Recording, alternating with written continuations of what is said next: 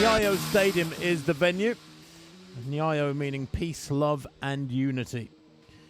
Well, the Continental Tour for the World Athletics involves gold, silver and bronze level meetings, and this is the 7th and final gold level meeting at this newly refurbished stadium. The track was laid 3 years ago, but it hasn't been used a great deal for big meetings. You can see the conditions, slightly cloudy, but a lovely 25 degrees centigrade in this altitude venue. Of course, we're at around 6,000 feet in Nairobi.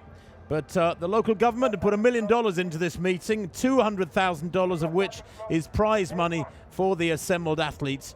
And some really strong fields are coming at us in the running, the jumps and the throws over the next 2 hours. Well, the women's 400 meters, there is the lineup. And I have to say to you that obviously the vast majority of athletes in this very late meeting for the traditional athletics summer, the Northern Athletics summer is what is normally followed. This is a very late meeting, being on October the 3rd, but nonetheless, many athletes from Europe and further afield have travelled to Nairobi. There's the lineup. A very competitive field, this one. A season in which nobody in the world has broken 50 seconds, and only 25 women globally have broken 52 seconds this year. 2:08, that's Veronica Kamumbe Mutua, 28-year-old. Has a best of 52.1 from 3 years back. Will be running effectively blind there on that outside lane. Then inside her is Uganda's Lenny Shida, 26-year-old. Well, hasn't raced this year. Holds the national records for Uganda at 200 and 400, but her best is 51.4. There is Beatrice Masilingi of Namibia, just 17 years old. She hasn't raced since March, but she set her personal bests in Namibia back on the 7th of March. Mary Moraa of Kenya, her first race of 2020. So many of these athletes starved of racing. It's wonderful that the Continental Tour Gold meetings are coming to Africa, coming to Kenya. Helen Shiombua, no races yet this year for her. She broke 52 seconds twice last year. Her best 51.09. Watch her, good lane draw for her lane 4. Sulia Saka of Benin, 7th in the French Championships 3 weeks ago in Albi.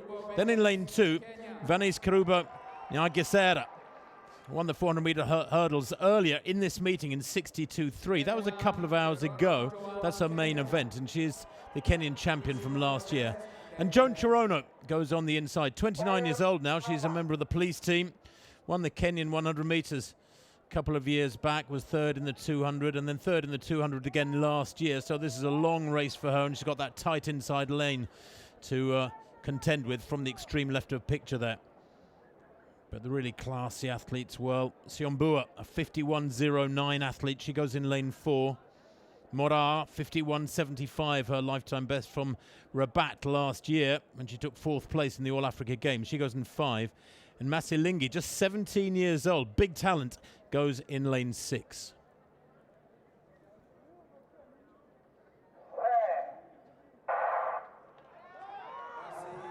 Well, rather slow into her running there. Moraa in lane 5 in the red top, certainly quickly away as Masilingi in the pink to left of picture. She's blasted off and already made up ground on Ugandan Shida outside her in the yellow, extreme left of picture, but she's very powerfully built, is Beatrice Masilingi. Looking strong as they get to the halfway stage, now beginning to get into her running in lane 4 as Siombua. Last year she was the Kenyan champion in a national record of 51.09. That still stands, but she had a dreadful time at the World Championships in Doha last October. Couldn't break 57 seconds. They come into the straight now, and it's still the youngster in pink, Masilingi, the 17-year-old, holding her form, driving hard for the line. Coming through late in 5 is Moraa, but she's left it way too late. It was Masilingi stretches away to a win there, and the time, well, 51.01 on the infield clock. And that is very impressive indeed for Masilingi. It's a new personal best by over 1 second. Well, the rarefied air, the thin air of the altitude in Nairobi, of course, helps these athletes. But that is a fabulous run from this young lady. 51.01 for Masilingi. Huge new personal best. And I'll tell you what, that is something special. Just looking at the year lists for this discipline, that makes her 4th fastest in the world this year. astonishing run, and she looks so strong down the home straight when the lactic acid is building in those legs and everybody suffered. She really worked for that one, didn't she? Well, she attends Grootfontein Agricultural College, but lovely smooth mover, isn't she? Low in the hips, but around that top bend, holds her form well. And inside her, well, she left it far too late, did Mary Morat in that red top, wearing 300, not quite sure why. She's supposed to be wearing number 68, but it matters not. No disputing the winner, at least. Beatrice Masilingi of Namibia, a fabulous win in Nairobi in the opening event of our coverage. And she's suffering from it. Of course, it takes longer to build up, make up for that oxygen debt with such thin air. Yeah, I've experienced that. You can get a splitting headache racing at altitude after the race. But you will be very, very satisfied with that run, I'm sure. Makes her the quickest African this year by over a second. Well, the men's high jump is a small field, but Matthew Sulway is very much a world-class competitor. The 32-year-old has a best of 2 meters 30. That was a couple of years ago in Nairobi. Holds the national record for Kenya. And many of these events, as they're being introduced to the crowd of some 1,500, of course, with COVID-19 creating all sorts of difficulties, the organisers have done incredibly well to stage this meeting with so many world-class athletes.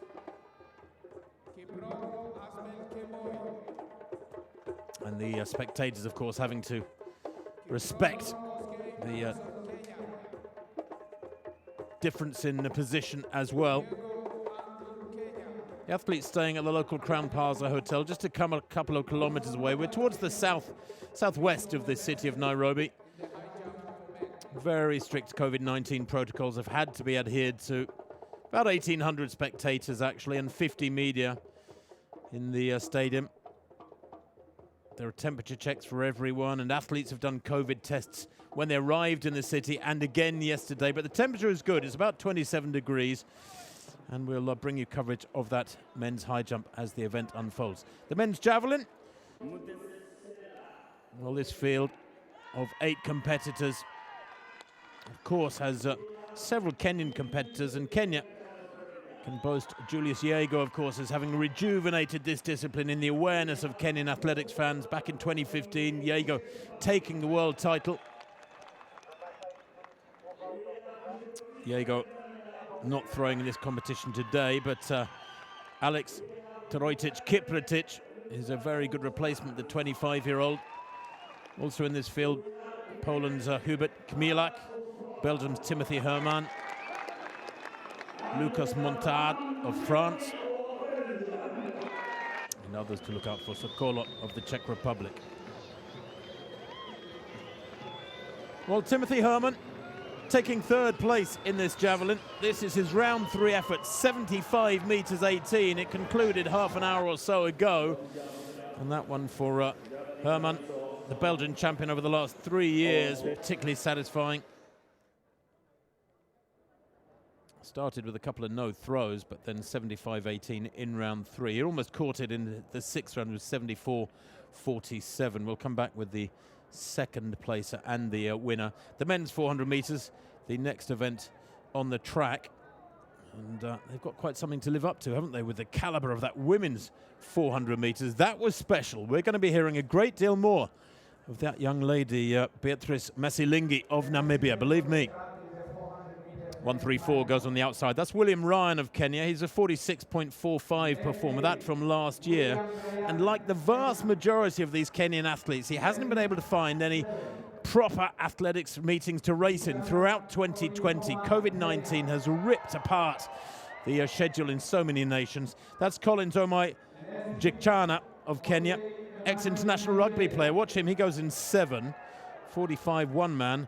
Ojali of Nigeria, just 21. He's 45.9, 6th in the All-Africa Games last year. 114, Kishoyan of Kenya, the 25-year-old former silver medalist in the World Youth Championships. He's run 44.75.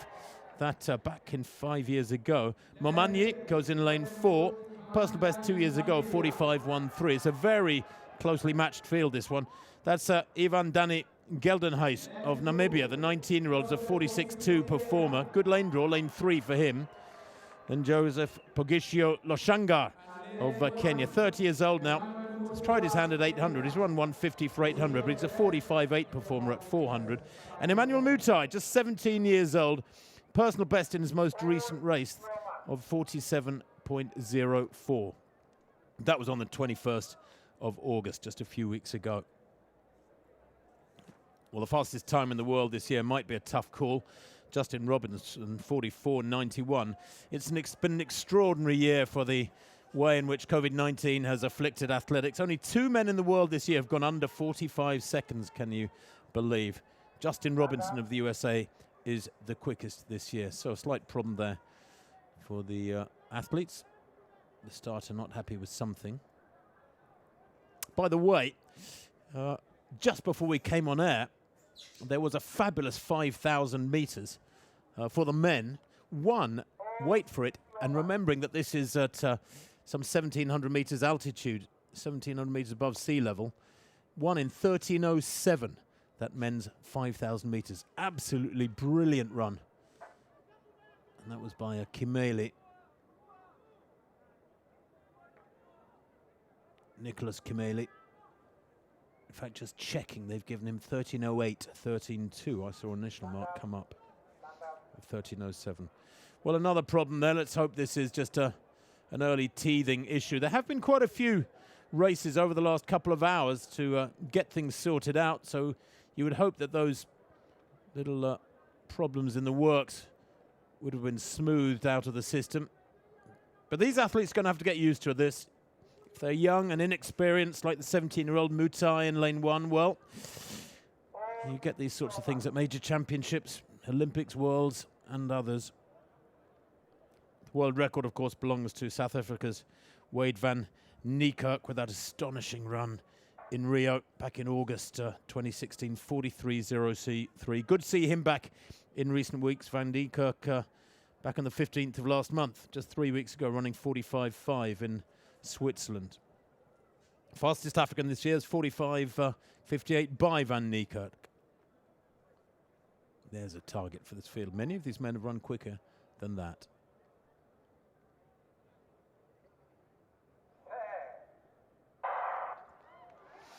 Third time of asking, and they're away. And away very quickly in lane 6 is Ojeli. Ran a 200 personal best back in February of 20.9, but he hasn't raced since March. Also going well in the blue there in lane 5. Really smoothly now is Kishoyan. Has a best of 20.9 for 200 as well. Hasn't raced since March. Back on the 5th of March, he set a season's best of 47 exactly. But moving through strongly now in lane 4 is Momanyi. Big figure Momanyi. Into the straight, 100 to run. But it's going to be tight. Out in lane 6 going well still is Ojeli, trying to come back at him. And in lane 3 looking really well. Geldenhuis of Namibia, the 19-year-old in the all black. But he's going to stay clear. In lane 4, it's a win there for Momanyi. Good running.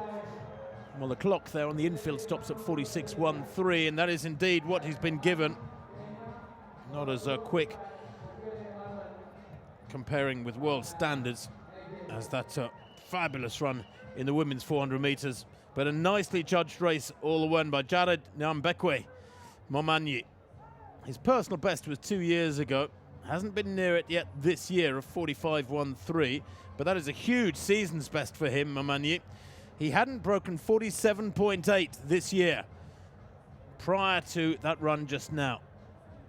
And one of the athletes there complaining that he couldn't hear what was going on. I think that might be Gichana, who's moaning that he couldn't hear, was it? The starter's pistol. There might be one or two problems with the equipment out there. I hope not. The official, the federation, whose offices are so close by, have worked so hard to get this meeting off. And as we see, coming around the crown of the bend there, Ojeli, powerfully built Nigerian. I thought he might catch Kishoyan, or Momanyi rather, there in lane 4, wearing 2.02. But that's a brilliant run. held his form down the home straight, and he needed to, because to his left, Golden Highs of Namibia, and to his right, Kishoyan and Ajeli were coming hard. If he'd lapsed at all, they'd have caught him, but he stayed strong, and he takes the win. 46.11, in fact, that winning time, a little bit quicker than we expected. Ajeli 46.48, Ryan Williams 46.65, and Emmanuel Mutua 46.69. Indeed, only 0.7 of a second, covering the top 5 men there. Really good competitive race.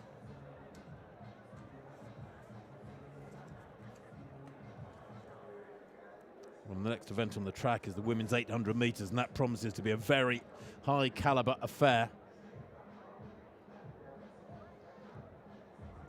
And confirmation of that win by Beatrice Masilingi, 50.98, in fact, even quicker than I thought. That is supreme. Wins by exactly a second for Mary Morat, but 50.98. Well, that makes her equal third fastest in the world this year. By far the quickest African, replacing Moncho of Botswana. And Masilingi, well, she's just improved her personal best by almost 1.3 seconds.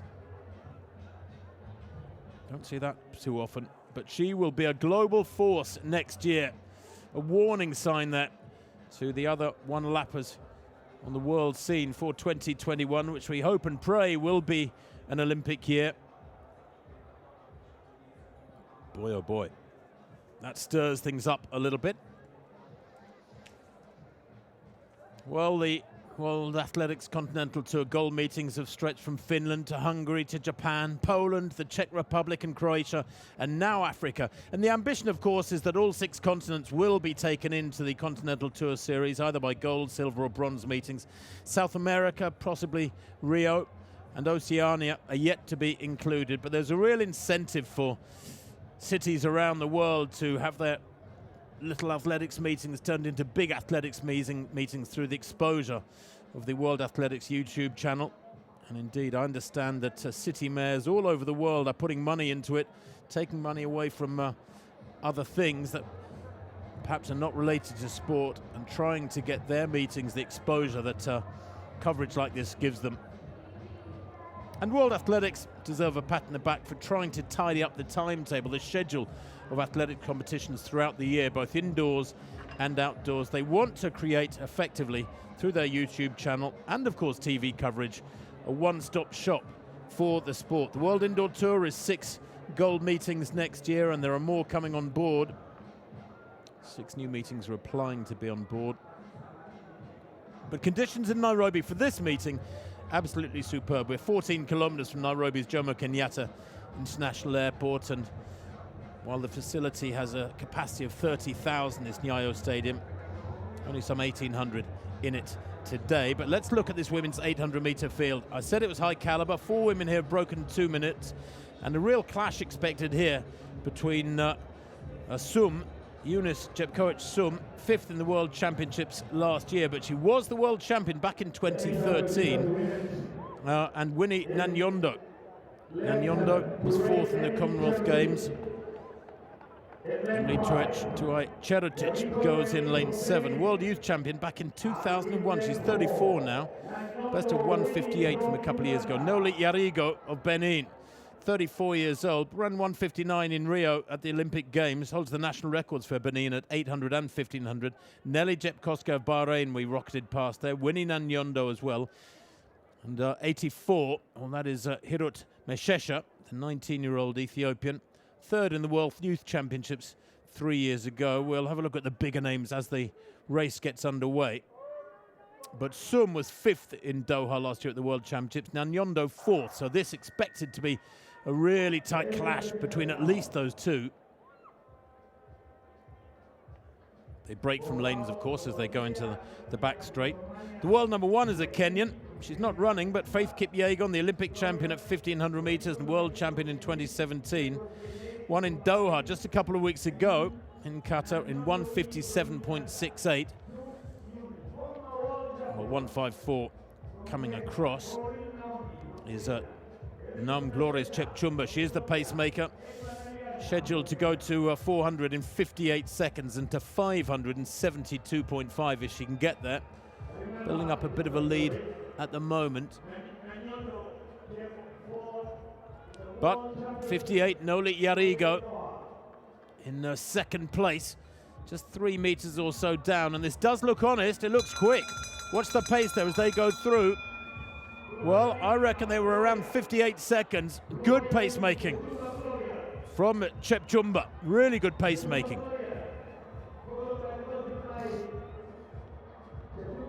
She stays clear and will step aside now with 500 meters done.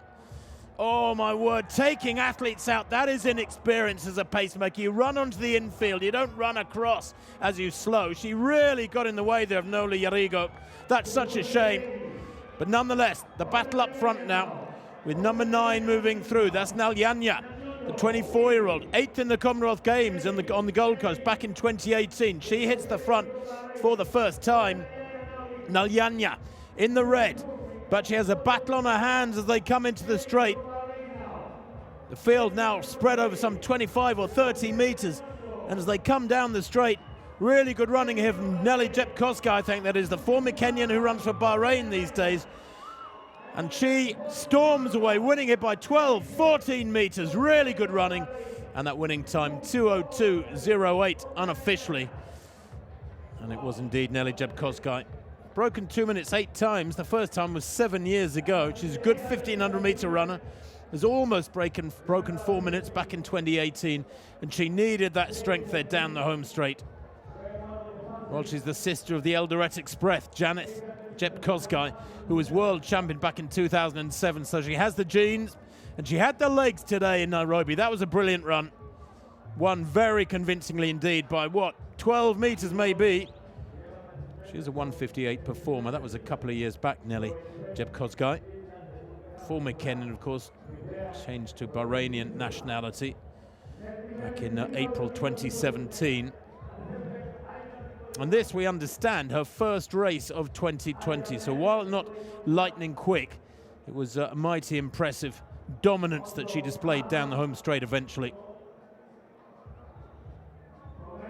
Not forgetting that 4 athletes in the field in total had broken 2 minutes. Now here you can see Noli Yarigo being taken out by the pacemaker. Oh, that was dreadful. What a shame. And pacemakers have so much responsibility. Not only must they lay down a good tempo for their field, but they have to know how to step off the track. You have to do the whole job. And Yarigo there lost so much momentum with 300 to run. What a shame. I don't think she'd have challenged, mind you, Nelly Jepkoska. Flailing arms, not a aesthetically pleasing runner, but very effective the way she covers the ground. That's a great win.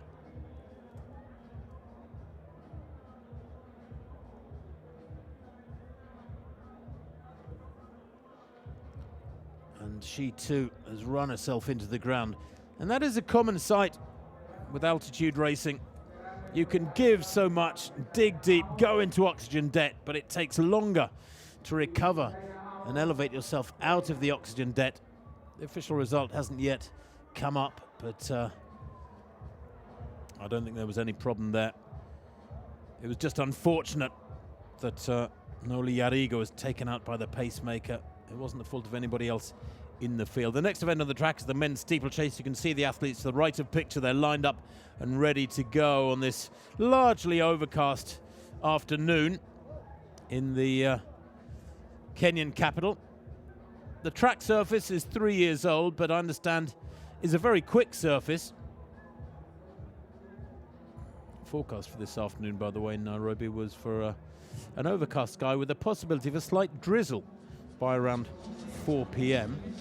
Local time in Nairobi, it's 2 hours ahead of Central European time and 1 hour ahead of 2 hours ahead of the UK, excuse me, 1 hour ahead of Central European time. Well, back to this men's high jump. I talked earlier about Matthew Sulway. He is the only really world-class performer in this field. He was a late developer. He started jumping in 2009 after trying his hand at 800 meters. There is the lineup for this men's steeplechase. Constezos Kipruto, the reigning world champion from Kenya, not running. He has a slight hamstring injury, we understand. But Kenya owns this discipline, the steeplechase. At the World Championships last year, they had not only the winner, but they had 4th place and 9th place as well. And both those athletes are in this field. Number 16, Leonard Kipkemoy Bet. He was 9th at the World Championships. He's the world number 2 this year. He's only run one steeplechase, and that was a 2nd place in Monaco when he set his season's best of 8:08. Anything down around 8:10 is fabulously quick. 1:31. This is Boniface Sikowo of Uganda. He's an 8:25 performer. 1:49 beside him there. Benjamin Keegan, who was 6th in Doha at the World Championships. Not quite sure why we've not focused on him. He's the most decorated, if you like, athlete in this field. That's Sime of Ethiopia, 1:74. He's an 8:28 performer, just 18 years old, as indeed is the man to right of picture, Amos Serem. He's just 18, an 8:35 performer in Nairobi. So they're brought to their marks with a long jog up to the line, about the longest I've ever seen. I think they normally stand a couple of metres back, but 20 metres here. Away they go then.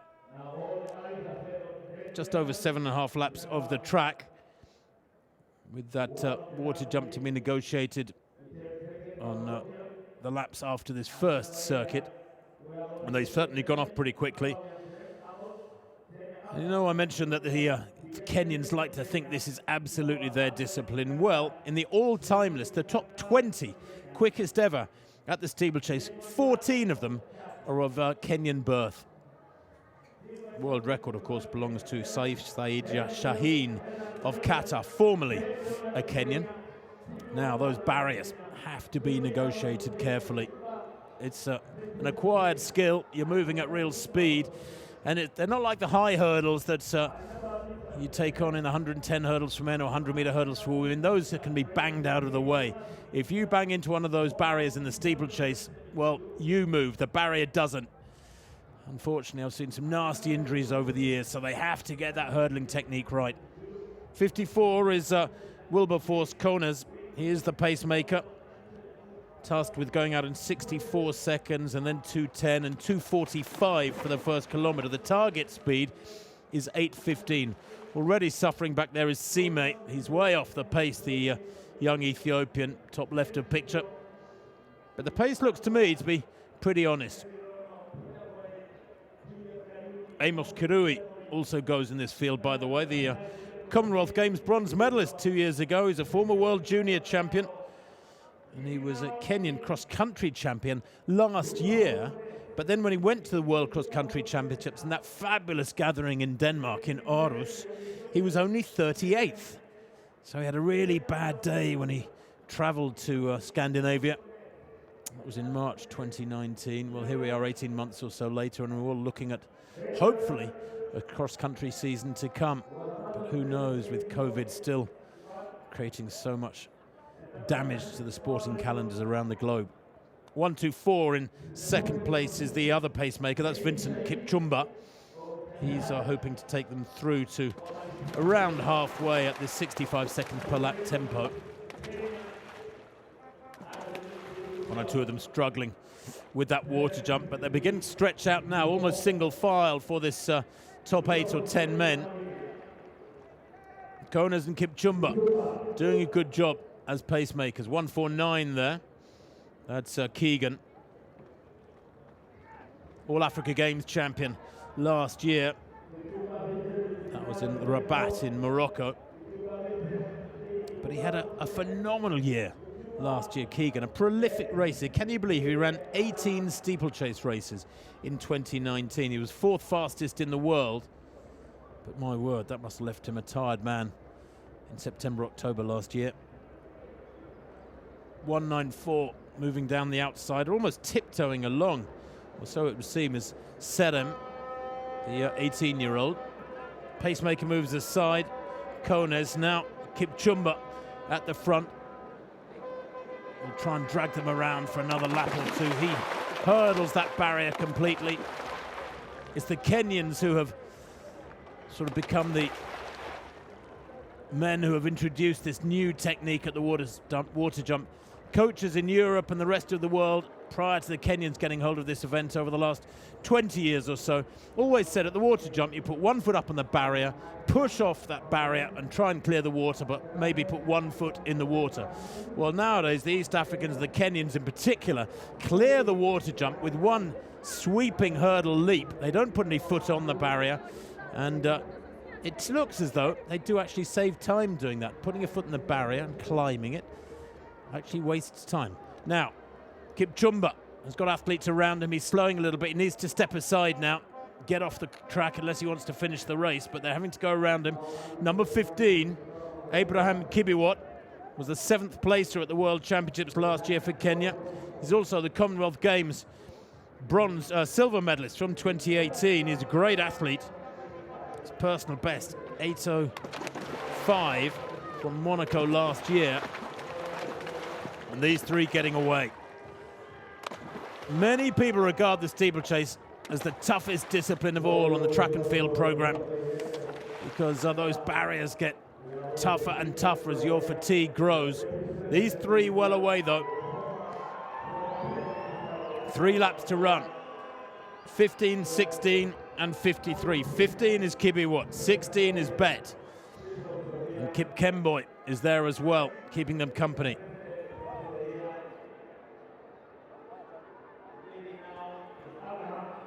Some of those familiar towers on the skyline of Nairobi in the background are not getting wetted yet by the predicted drizzle. Let's hope it stays dry. Doing the work at the moment, though, is Abraham Kibby. His first race, this we understand, of 2020. He was 3rd in Kenya's World Championship trials last year.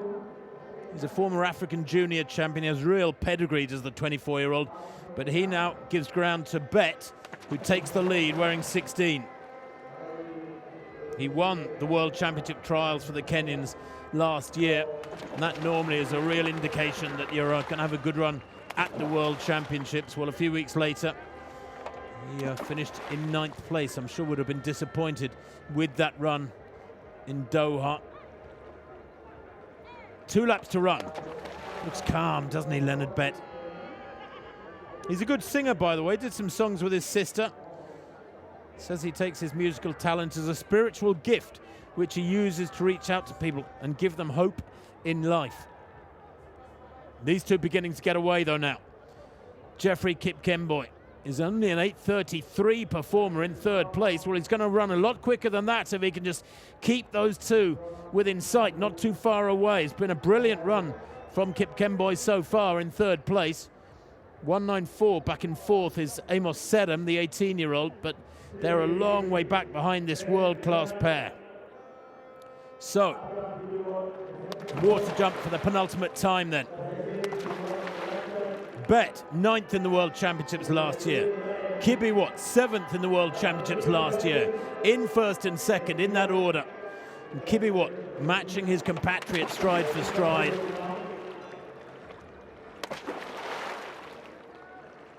The athletes who placed 6th, 7th and 9th from the World Championships last year go in this race. Of course, Kenya had the defending champion going into Doha last year, so they're entitled to 4 athletes in those World Championships.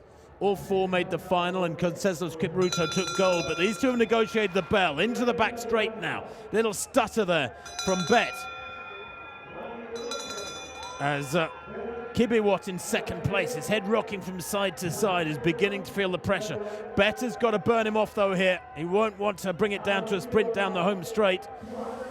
Look at Kibby head rocking from side to side. Bet is trying to drag that sting out of him, really stretching now. That stride length has lengthened. The water jump for the penultimate time, and he didn't take that one well, Bet, but he still has that 2-meter lead. Back in 3rd place, Kip Keino pushing on strongly, surely heading for a big personal best if he can keep going. But down the home straight, the sprint for the line, and it is indeed Kip Keino who pushes ahead towards the line, and he's going to take this one. He does indeed. Kibby it is who takes it. Left it late, but sprinted away there. Bet unable to hold the lead. Will be frustrated by that. Abraham Kibby takes the win. 8:17 Very crisp racing indeed when the altitude factor is taken into account. I think the highest ever, fastest ever run in Nairobi is 8:10. The altitude, of course, probably accounts for at least a second a lap, maybe 10 seconds in the 3,000 meter steeplechase. So 8:17, 62 by Abraham Kibby. Absolutely brilliant.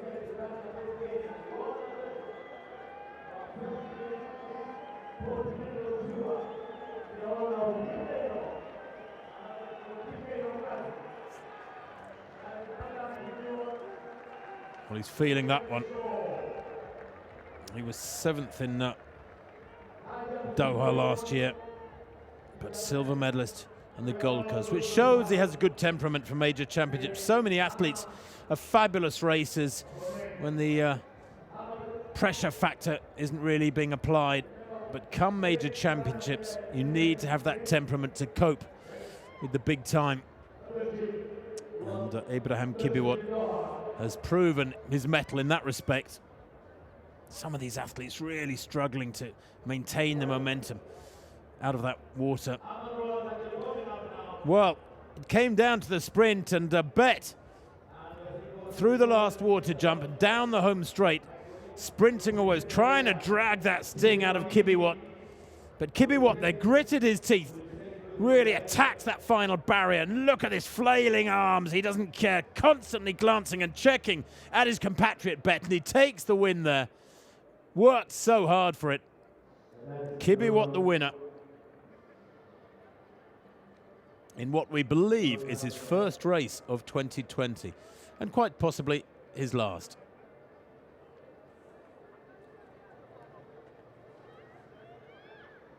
Well, Nelly Jepkosgei taking the women's 800 in 2:02.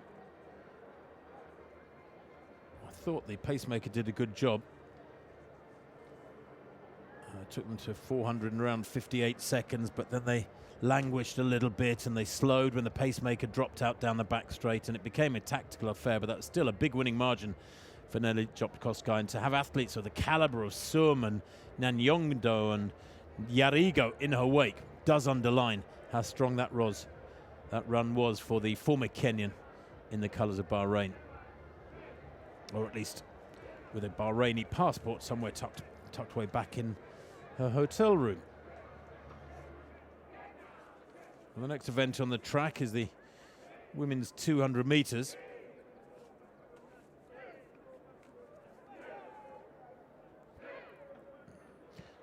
That would be followed by the men's 1500 meters. What a strong field we've got for you there. The women's 5,000 promises to be a real humdinger. Then the men's 200, a fabulous men's 800 in prospect, and the women's steeplechase will conclude proceedings here on the track at least. Well, that men's javelin competition, we saw the third place thrower, eventual third place thrower, Timothy Hermann, with his best effort of 75.18 coming in round 3. The women's hammer throw is another one to watch here. Anything around 70 meters is fabulous throwing in the women's hammer, as we see this field being introduced to the crowd.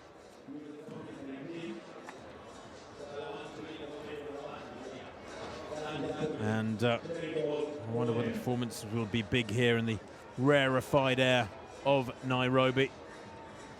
Good to see each and every one of them all smiled, and plenty of Europeans have travelled down for this particular discipline. The Czech Katarina Shlopova, Swede Tracy Anderson, Ukraine's Valeria Ivanenko, Belgium's Vanessa Karuba, and the Belarusian Anastasia Kamots. Now, Nancy Kanini of Kenya.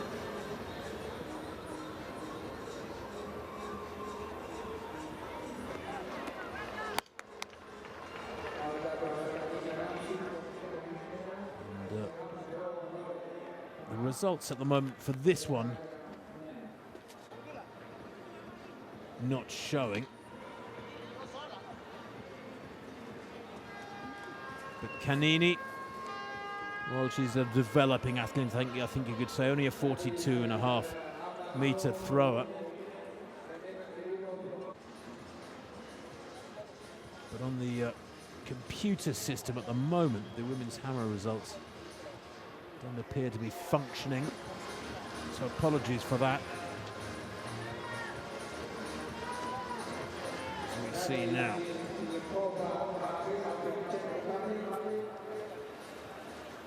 Katarina Strupova of the Czech Republic. She's a 63-meter thrower at her absolute best. Season's best of 59 meters. That coming in Prague back on the 4th of July. Our home capital. Ivanenko then, with her third round effort. Now, European under-18 champion 2 years ago, and European junior champion last year. She's a huge talent, is Ivanenko. Very tall, very powerful, and she gives that one a massive heave onto the infield. Her personal best 67 meters came in May last year. This year she's come close to it with 66 meters.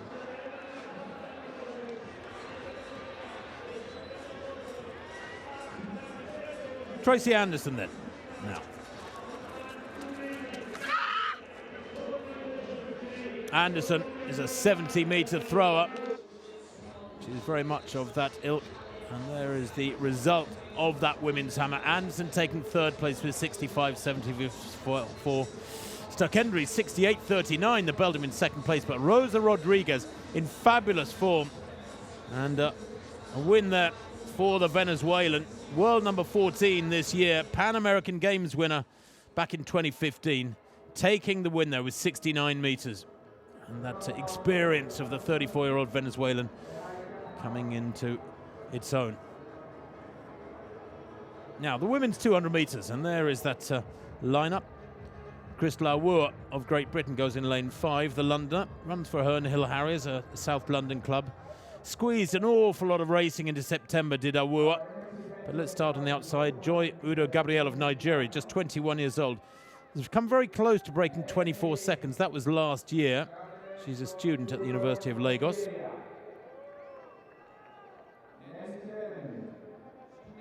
In lane 2, the Ugandan Lenny Shida.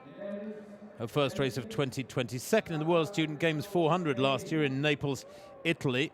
She might come strong and down the home straight. Sulia Saka of Benin has run 24.1, her personal best last year in Rabat at the All Africa Games. There is Crystal Awoor, bronze medalist in the World Junior Championships 100 2 years ago in Tampere, Finland. 42 is Hemida of Egypt, Basant Hemida. She's only run one 100 and one 200 so far this year, but her 200 was close to her personal best, and her 100 was a personal best just in the middle of last month. Rhoda and Jobvu of Zambia there, semi-finalist in the All Africa Games last year over 200. Eunice Kadogo of Kenya goes in lane 2. Best of 23.64 from 5 years ago actually. And Maximilian Imali of Kenya goes on the inside. All Africa Games bronze medalist last year in the sprint relay. No personal best down for Imali on the inside. She has to contend there at top of picture in the bright red with that tight inside bend. Kadogo in 2, Njobvu in 3. Hamida of Egypt goes in 4. Silver medalist in the All Africa Games last year, Hamida. Watch her in 4. Crystal Awoor of Great Britain goes in 5. Recently she was 4th in Doha last week in a season's best in the 100 of 11.27, not far off her best. So watch Awoor in 5, Saka in 6, Shida in 7, Udo Gabriel in lane 8.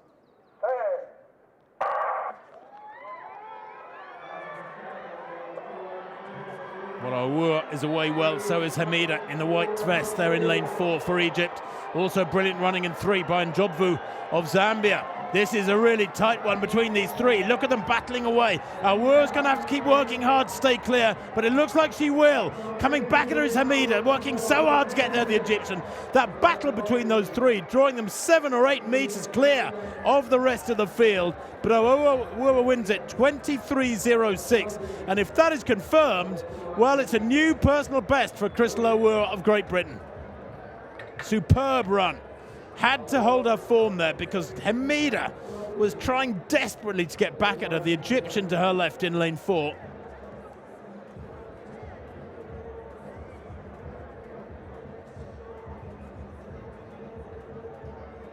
I don't think she knows yet that she's run a personal best, but she has. She started well, worked the bend, was under some pressure down the home straight when she must have been really feeling it. But that was very close to taking her into sub-23 second territory. And that would be a big breakthrough. That's Udo Gabriel on the outside. The camera's concentrating on there. But there's Crystal Awua. And the staccato stride of Hamida of Egypt there in the light top, trying desperately to come back at her. But Awua maintained her discipline, didn't really tighten up. You can see really good running too from Njobvu of Zambia, who ended up taking 3rd place. It was very close indeed. But Awua confirmed as the winner, 23.05 in fact. And Egypt's Hamida, 23.13. There wasn't much in it. Well, sprinters love to get into a series of races, and that's exactly what Crystal Awua has done. They get better as it moves on. Well, 23.04, that's funny. I'm looking at the results computer and it says 23.05, but 23.04, it gets better and better for Crystal Awua of Great Britain. Basanta, 23.12, good running from her, although she's a 22.8 performer at her absolute best. And Njobvu, 23.17, running a personal best as well in 3rd place.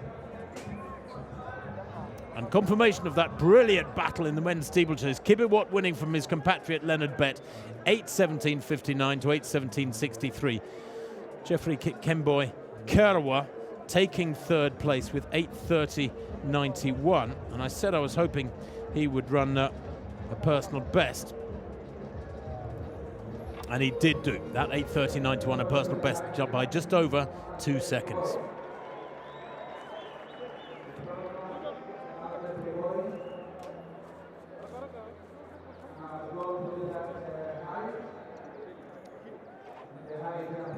This stadium was inaugurated by the President of Kenya. And the Athletics Kenya Federation HQ at Riada House, just adjacent to the stadium. Now it's time for the metric mile, the 1,500 meters. They're going for a fast time here. The Pacemakers have been asked to go out with a target of 3:32 for this big field of 16 starters. 9 Kenyans in there. You would expect that, of course, on home soil. But what a field it is. If I tell you that Timothy Chariot is in this lineup, the undisputed world #1 through this year at 1,500 meters, the reigning world champion from last year, you will understand that he is just the sharp end of this strong field. There he is, wearing number 11. But look out too for the likes of Bethwell Bergen, who is a 3:30 performer himself. Silas Kiplagat goes here. He's a 3:27 performer, one of the quickest in history. The silver medalist back in 2011 at the World Championships. He's 31 years old, Kiplagat, though. I wasn't quite sure if he was semi-retired because he hasn't really raced quickly since 2017. Sean Tobin goes here for Ireland as well. He spent some of the winter in Australia. He's worth a faster personal best than his 3:41. He did a great pacemaking job in Rome over 3,000 metres a couple of weeks back at the Diamond League meeting there. He has good range too, Tobin, 1:47, and he recently won the Irish 10,000 metre title. 1:66 is Vinans, the pacemaker. There is Timothy Chariot, fabulously consistent. I say that at 1,500 metres he is, but funnily enough, last week he was only 8th in Doha. I think he was carrying a slight injury, although he won in Monaco with a world best earlier on this season of 3:28. That was back on the 14th of August. 1:57 is Kumari Taki, World Junior champion back in 2016. He's come back into good form this year, 3:34 this season. 50, that's Yusuf Hisbachir, a 3:35 performer from Djibouti. He's also a 13:28 5,000 meter runner, so has pretty good strength. 49 there is Rotic, he's a 3:39 performer. 41, that is Sean Tobin with the red hair in that white and green strip. His hometown Clonmel in Ireland. I know many of them will be watching back there. He's a student at university in the USA in years gone by at the University of Mississippi. And on the inside there, 204 is Yach Majok Kunwal of South Sudan. He's a 3:46 performer. He might struggle a little bit here.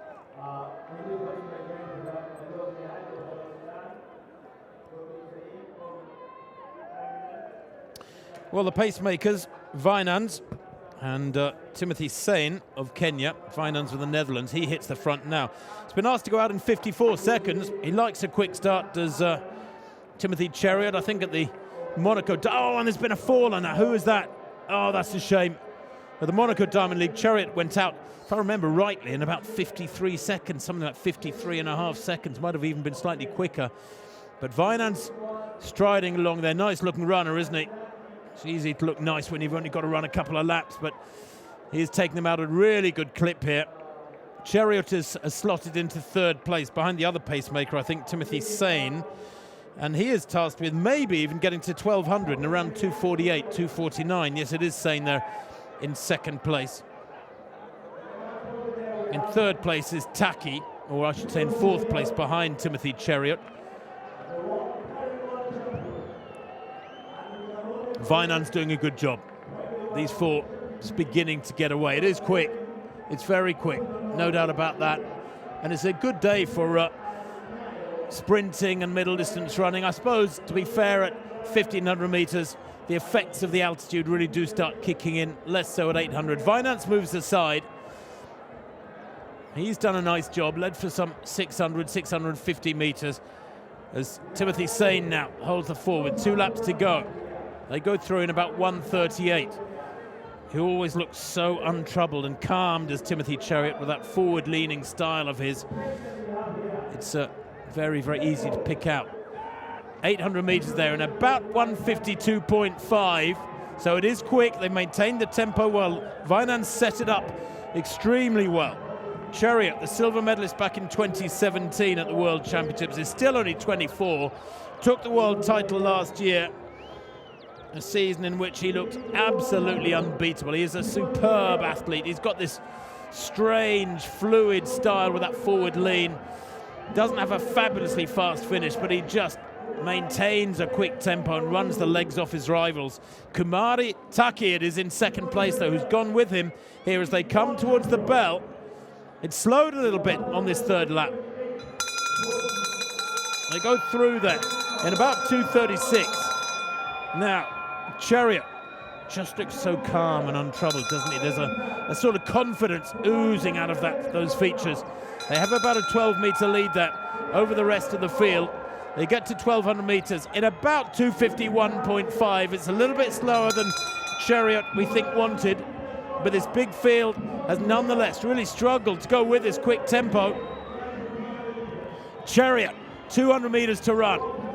Goes through in about 3:07 as Taki clings onto his coattails. He was World Junior champion in 2016, World Youth champion the year before that, and then went off the rails a little bit. I understand didn't really apply himself back in his home village, but really has knuckled down this year and come to the good. Ran 3:34 in Ostrava just a month or so ago, and he's troubling Chariot here. Chariot's going to stay clear, but a great run from Taki as Chariot celebrates his win well before the line.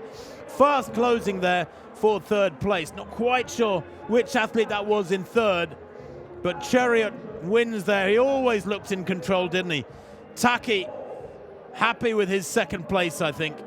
And all these athletes, of course, showing deference to a man who has become quite supreme at the art of 1,500 meter running these last few years. 3:34.32.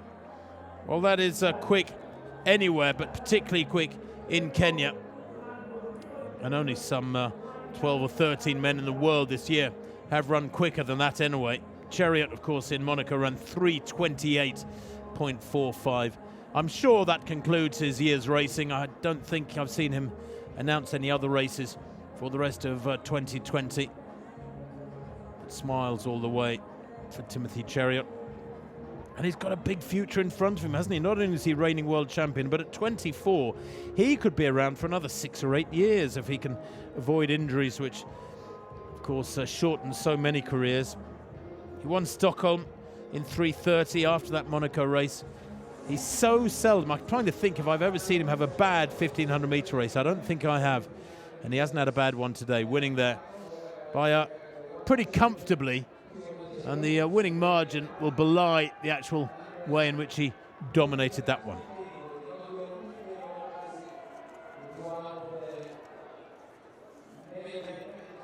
Well, the men's hammer field now will be introduced to this crowd.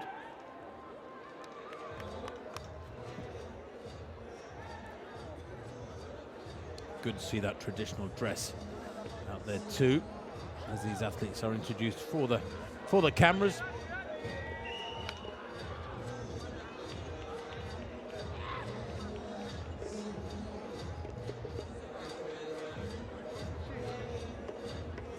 Well, it's a 7-man field. 2 Kenyans in the field. Dennis Sakawa and Dominic Abuda. And Yego's win in the World Championships in 2015 in Javelin opened people's eyes in Kenya, I think, to the fact that there are other disciplines where Kenyans can participate and be great. Petar Kuki of the Czech Republic we saw just there. I think this is the Italian Marco Lingua. This is the Turk Ozkan Baltaci. He's a 77-meter thrower. Watch him. 197, that is Dennis Sakawa.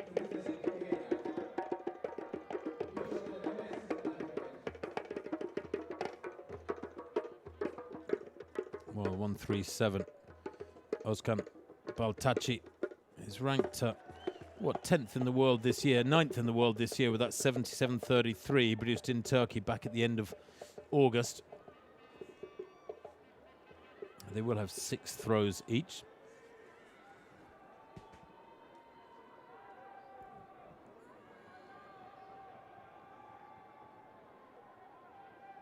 The women's hammer, by the way, just to remind you, won by Venezuela's Rosa Rodriguez.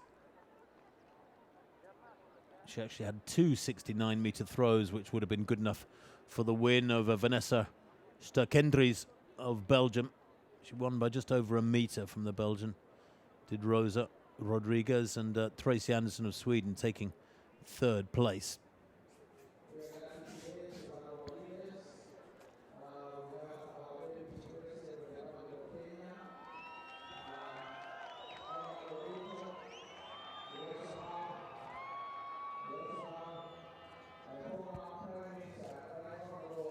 Next event on the track, by the way, is the women's 5,000 meters. If it's half as good as the men's 5,000 we saw early on before we came on air, then we're in for something pretty special. Now, Dominic Abunda, I should say, 27 years old. He's a 62.5-meter thrower. This year, he's come within 1 centimetre of his lifetime best from 2 years ago.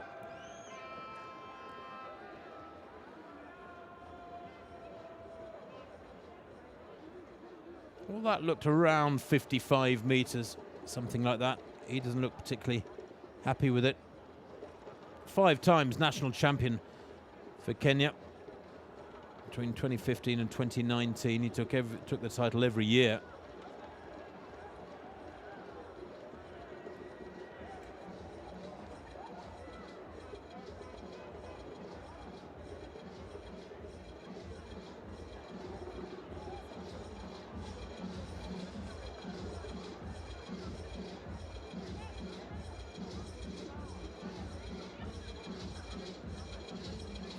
Lingua of Italy we saw prowling there, 6 times an Italian champion. He is the class act in terms of personal bests. He's almost thrown 80 meters.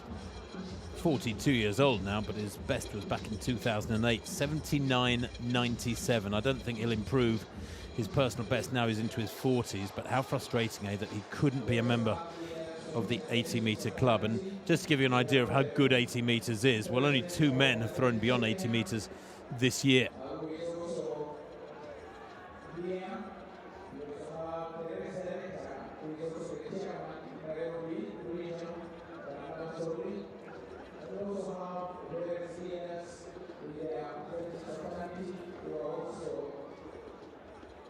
Kuki then, Petr Kuki.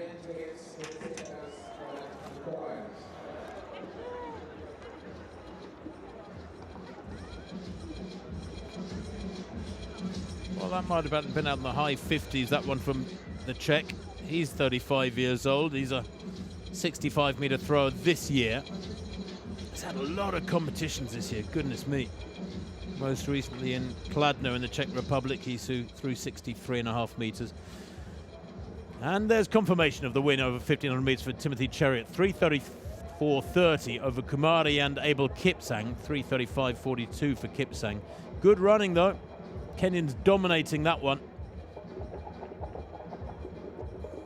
And now back to the track for this 12.5 lap race for the ladies. The 5,000 metres. 6 women in this field have broken 15 minutes. That is the benchmark, I suppose, of world-class running. But the field includes a certain Helen Obiri, the defending or the reigning world champion. She retained her title in Doha last year from London 2017. She's fabulously consistent, Helen Obiri. I wonder if they'll go quickly. Though Obiri there were a 0:04, third away from the camera. There are, of course, pacemakers. Obiri, well, 30 years old now, the Rio Olympics silver medalist. She's a corporal in the Kenyan Defence Forces, is Obiri, holds the national record for 3,000 metres. 87, that's Agnes Jebet Tirop, World Championship bronze medalist last year over 10,000 metres, has fabulous speed endurance and good speed at 3,000 as well. 1:73, well, that's Tigist Ketema, the African junior champion 3 years ago at 800 metres, can you believe? She has run 2:02 for 800. And 1:64 is Agnes Jebet Ngetic, who's relatively inexperienced, the 20-year-old. How will she go here against this stellar field? I'll introduce you to more of the athletes as they get underway.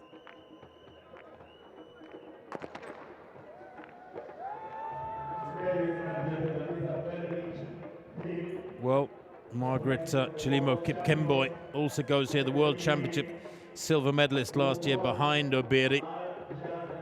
She's only had one race this season. That was fourth in the Doha 3000 last week. But that was 8 days ago, and she ran 8:24 for that 3000. And anything down around 8:30 or quicker is mighty fast for the ladies over 3000. So Kipkemboi could give Obiri a real run for her money here.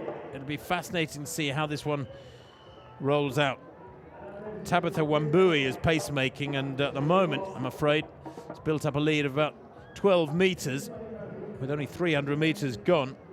The target is around 71 seconds per lap, which would bring them home in about 14:45. But I think Wambui needs to have a little glance over her shoulder here and see what's going on behind, because she's not really helping anybody. They're 91 on the inside of the main pack. That is Kipkemboi. Obiri on her shoulder. 87 tucked in behind them on the curb is Tirop. She ran 8:22, was second in Doha, over 3,000 metres last week. But that pack very tightly bunched. Don't seem too keen to go with the pacemaker at the moment.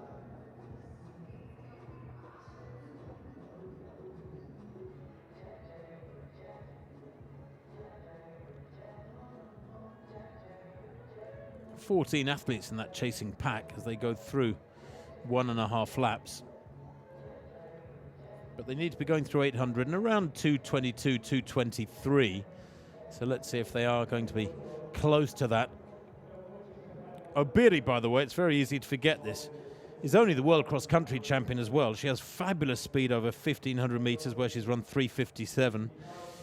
And right up to 10,000 metres, she has great strength as well. She won the World Cross Country in Aarhus last year on that desperately tough course in Denmark, where many thought that the hilly course, the pack go through there in about 2:23, so they are actually running at a reasonable tempo. It's the pacemaker, I'm afraid, Wambui, who's gone off a little bit too quick, and somebody needs to shout at her or tell her to step aside, because frankly a gap of 15 or 20 metres is no use to anybody. That's not pacemaking, that's just a sort of exhibition run for a couple of laps way out in front of the rest of the field. She's going too quickly.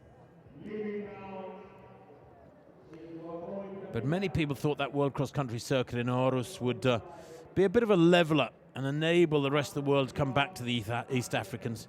But it absolutely wasn't. Joshua Cheptegei going on to a storming victory for Uganda in the men's race, with many of the great Kenyans behind him, and Obiri winning the women's race in Kenya's colours.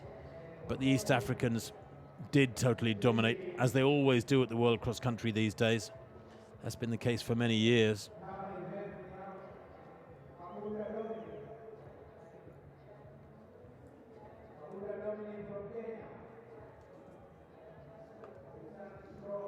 Well, coming up to 3 laps gone there, and she's gone through in 3:33. So to be fair to Wambui, she was asked to lay down about 71 per lap, and that's more or less what she's doing. The pack are a little bit on the slow side, but I think we need to worry less about that than the actual race that's unfolding. 173 is Tigist Ketema, the 22-year-old Ethiopian who, as I said earlier, was African junior champion over 2 laps 3 years ago.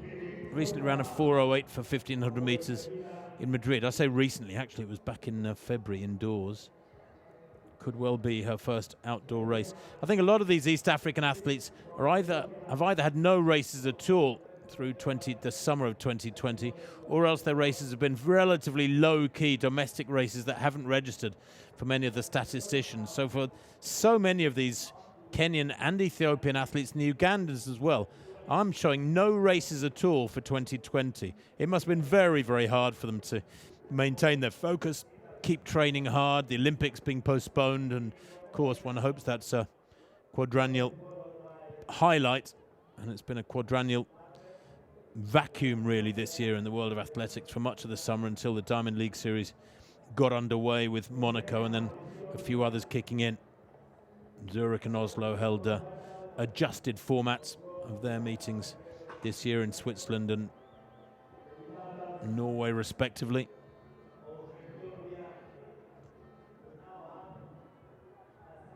Well, 5 minutes on the clock, and nobody really keen to attack this tempo in that main pack. They haven't caught the pacemaker Tabitha Wambui, although she is being reeled in now. She's a good athlete. She's run 4:08 for 1,500 metres and 52 minutes for 10 miles, Wambui, as she is caught there after 4.5 laps.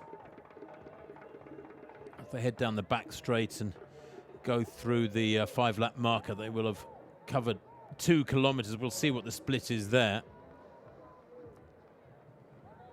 Won't be much inside 6 minutes, so they're moving at about 15-minute tempo. It has slowed a little bit, I think, through these last couple of laps. 2:10, Wambui staying clear, pulling wide. She's all over the place, just getting in the way of the field there. These pacemakers really do need to learn how to pull off the track on the inside as they go through 2,000 there, and about 6:05. Well, playing into the hands here of Helen Obiri, who moves to the fore on the outside there in that mainly black strip because she's got an incredibly quick finish. She won the World Indoor Championships over 3,000 metres in Istanbul back in 2012 and has been winning gold medals galore ever since. World champion in 2017 in London over 5,000. Fabulous world champion last year in Doha. There she is. And Obiri, a former athlete of the year in Kenya, says her hobbies include Nigerian comedy movies. So she knows how to chill and enjoy herself. 88 there, Gloria Kite back on the inside in the all-black strip is a 14:49 performer. That was in London last year at the Diamond League meeting there. She trains with Ronex Kibruto, a world record holder on the roads over 10,000 meters, I think it is.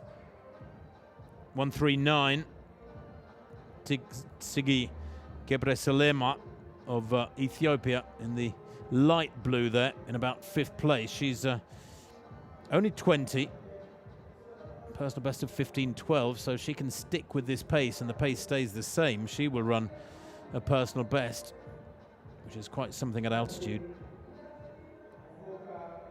But when you've not been able to travel outside your home country with COVID restrictions and maybe just not opportunities being offered to you by your manager or other meeting promoters to travel outside, go to Europe, participate in the big meetings, and particularly in a year like this when there's been very few races, very few meetings in the European summer, any racing opportunity is so desperately grabbed by the athletes. They really want to make the best of it and do as well as they possibly can.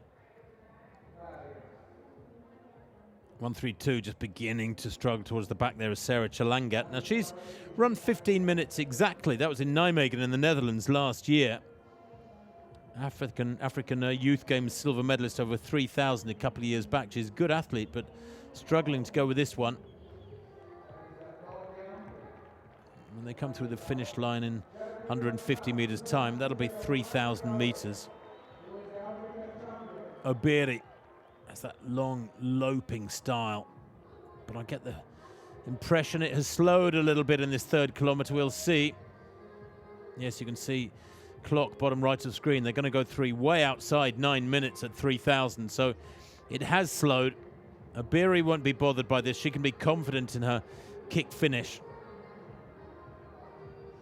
And they go through 3,000 there in what? In about 9:07, 9:08. So it isn't quick, no doubt about that.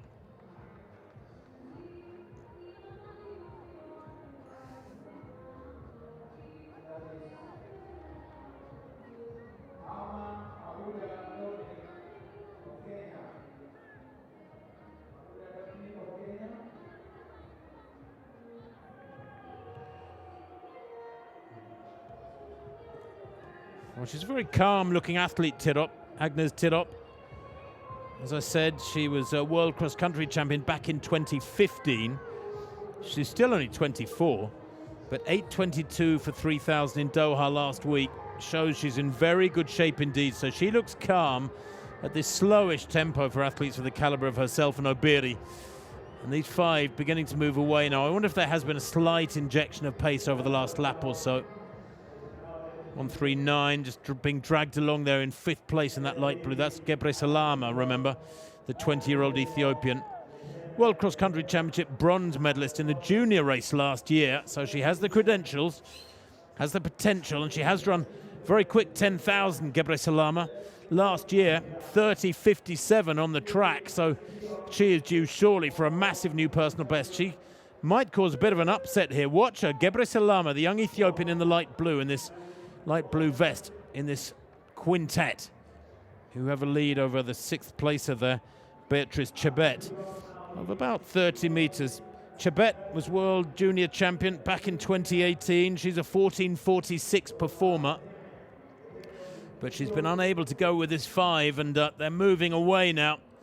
And as we're in the last mile, I think it's beginning to wind up a little bit.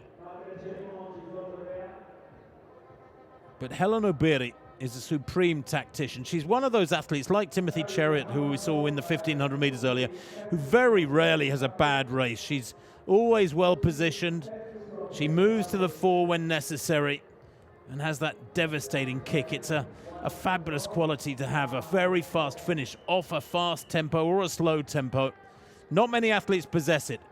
Plenty of athletes can push a race hard in the middle and in the latter stages to try and drag the sting out of the big names, but the real cream of the crop, the top athletes, well, they are able to absorb a punishing tempo through a 3,000 or 5,000 or even a 10,000 and then really up their speed, increase their leg turnover in the latter stages and sprint away from the best athletes in the world. And Obiri is one of those. Will she be in that sort of form here today? The second half of this 5,000, the laps are just clipping away. Coming up to 4,000 meters now. It's going to be a long way outside 12 minutes there. 12:15 at 4,000. Let's see what they cover that last kilometer in.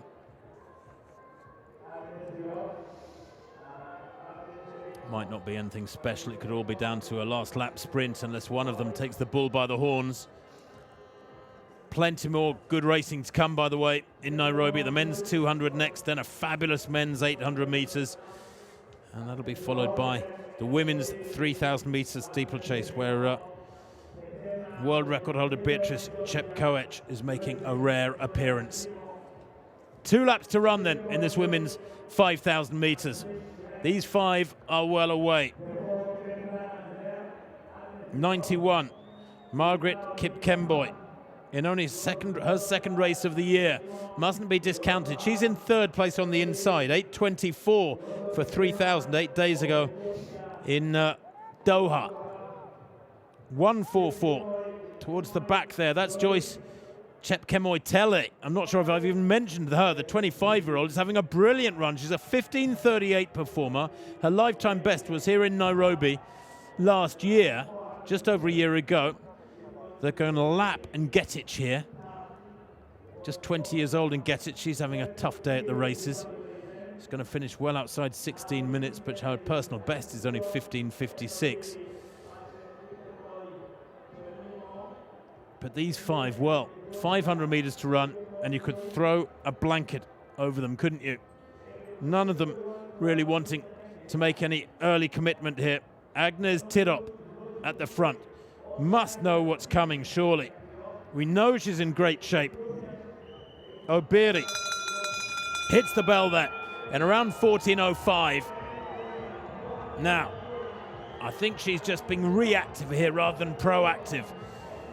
She's responding to everything that Tirop throws at her. And so far, it's not been that much, frankly. There she goes, 300 to run. And Obiri ups the tempo. Tirop tries to match her stride for strides. Keeps her at bay. Holds that inside line. The gap's opening up very quickly, but Obiri, with those flailing arms, lengthens her stride. 200 to run, gets to the front and has that critical meter.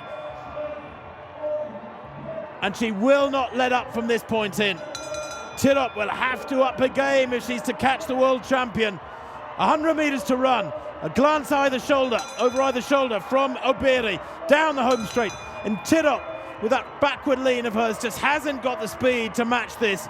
She's trying to come back at her, but Obiri pours it on towards the line, keeps that critical 2-meter gap and wins there in around 15:06.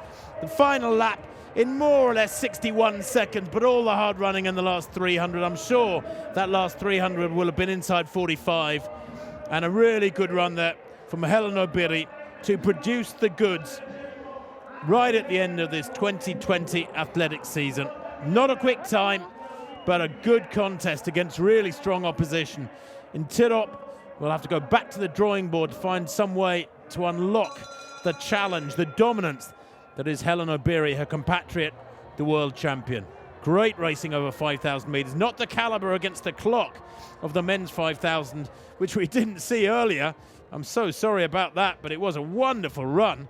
If you have just joined us, let me remind you that the men's 5,000 meters earlier won by Nicholas Kipkore Kimeli in 13:08:32. I think that might be one of the quickest times ever in Nairobi, if not the quickest. Well, there's been plenty of races quicker than that 15:06 winning time of Helen Obiri. But it was nonetheless a good tactical affair. And she showed yet again her capabilities, whether it's fast or slow from the gun. She is so hard to defeat. Of course, the world record for 5,000 meters set in Oslo 2008 by Tirunesh Dibaba, 14:11. Well, this one was never going to be super fast in the altitude of Nairobi. But the final 300 from Helen Obiri was indeed super fast. She is world number 1 on the world rankings this year, 14:22. She ran in Monaco, some 45 seconds or so quicker than this run today in Nairobi. But she comes out a winner yet again, does Helen Obiri. She won in Qatar last week in 8:22 over 3,000. Had a weird blip in her racing form in Stockholm, Sweden, a month or so back. She was only 11th over 1,500 there in 4:10.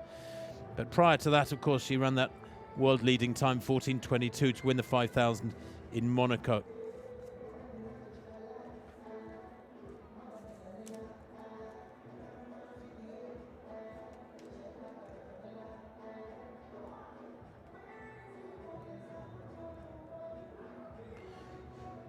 Well, I'm sure Helena Beery has produced harder efforts than that in training, such is her capability. Still waiting for that winning time to be confirmed.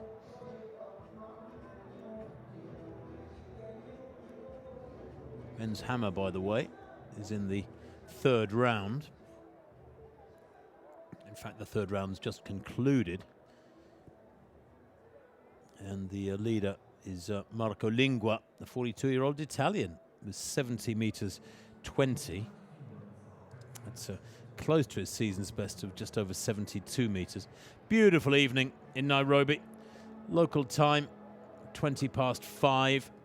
The shadows lengthening at around 25 degrees centigrade. The crowd there, that's the athletes in the stands enjoying a home meeting for once. It is wonderful that World Athletics have taken the Continental Tour to the home of athletics, as many people regard it, to Nairobi, back to Kenya. And the World Indoor Tour to come this coming winter will have 6 gold meetings with possible 13 indoor meetings on the World Indoor Tour. World Athletics trying to tidy up the timetable globally and put some real logic to it.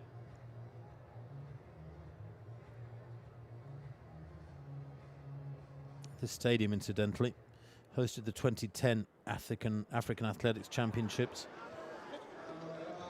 And athletes like Julius Yego have great memories of this stadium.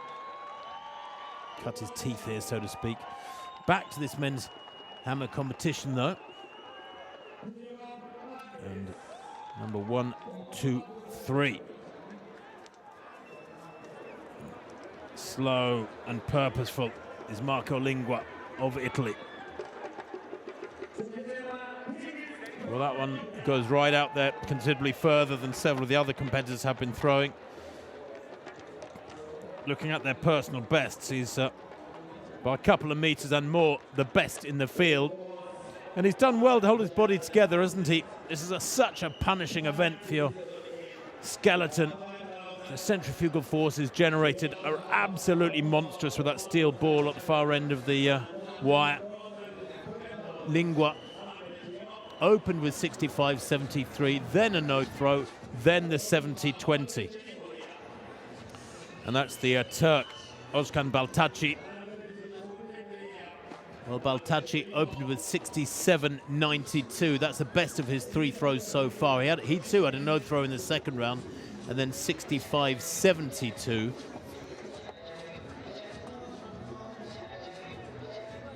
Dennis Sakawa, well, not quite up to the distances of the Europeans.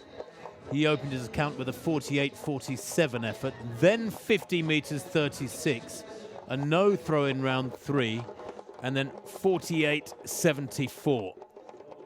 I'm not sure which of those throws we're seeing there. His best so far in round 2, 50 meters 36. He's just opened the 4th round with that 48.74 meter effort. But of course, when it comes to the technical events, Kenyan athletes are at a massive disadvantage because of the paucity of facilities. For example, athletes like Sulway in the high jump find it so hard to get good facilities. He's had to base himself in France for the last few years. And most Kenyan athletes jumping onto sand or to old bed cushions or mattresses. There are very, very few facilities of real world-class standard, or at least international standards, in Kenya outside of Nairobi itself. Dominic Abuda there. Doesn't look delighted with that effort.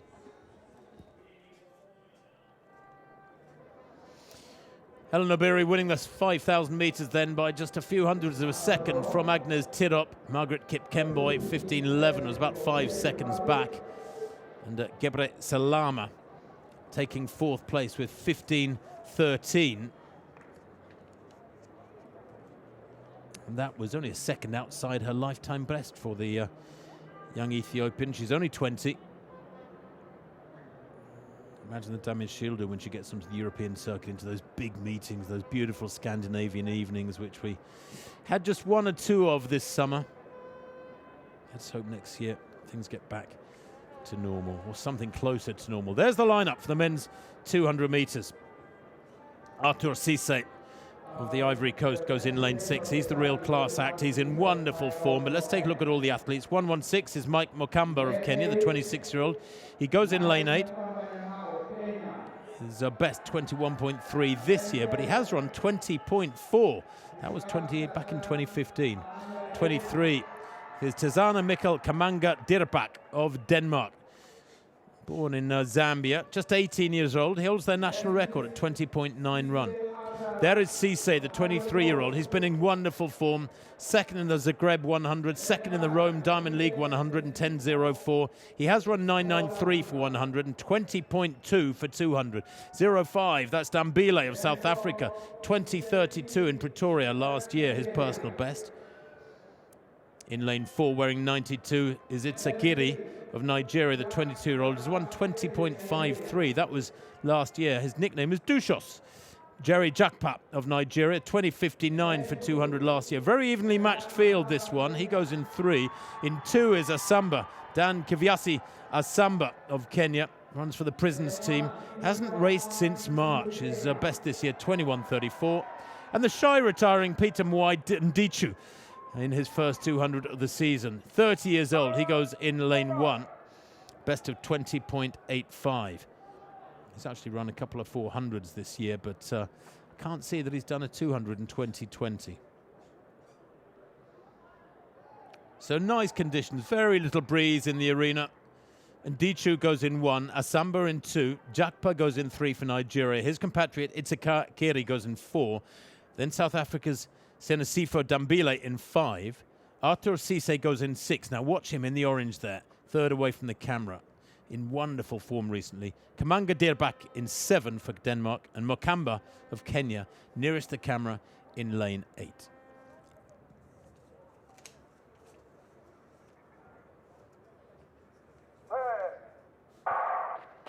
Oh, very slow out of the blocks there, Cisse in the orange. Goodness me, he was slow to react. Only 2 men or 3 men have gone under 20 seconds in the world this year. Going well in lane 5 at the moment is Dambile of South Africa. He leads. Cisse's got some work to do, but here he comes, the shortest in the field, but powering through. Dambile trying to come back at him and gets there. Fights his way back to the lead there.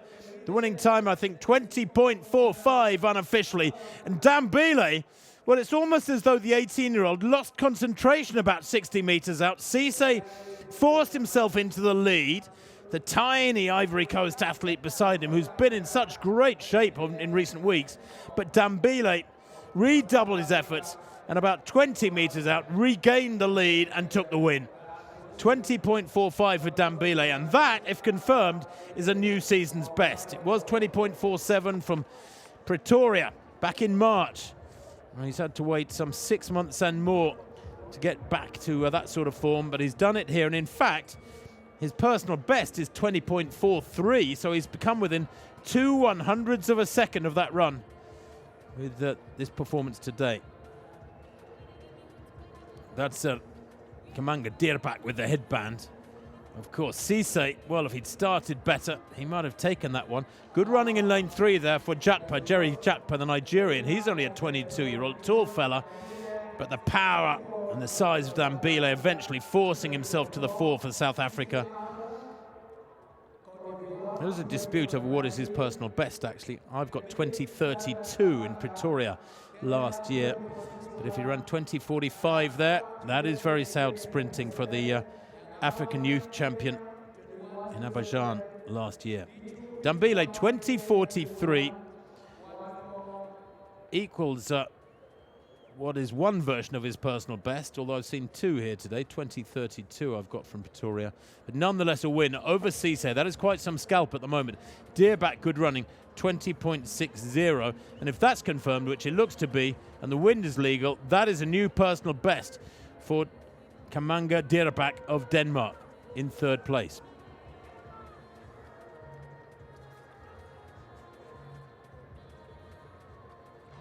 So back to this shot, Marco Lingua. He's an actor, a writer, a TV personality, and a former weightlifter. He's quite a boy, isn't he? Served in the Italian Air Force. Not sure he'll be happy with that one.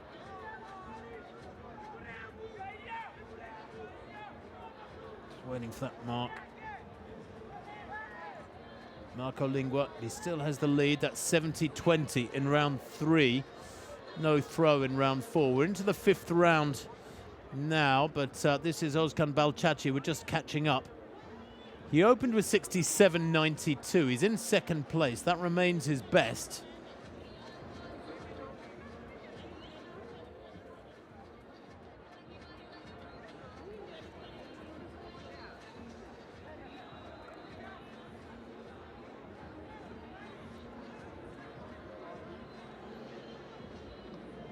Well, he's based in Ankara, World University Games winner in the hammer last year, Baltachi, 26 now.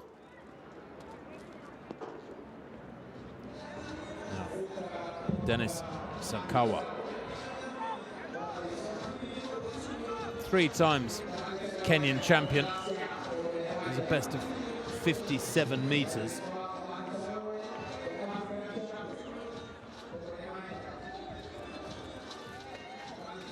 Well, he opened with 48 meters, and then a second round 50.36.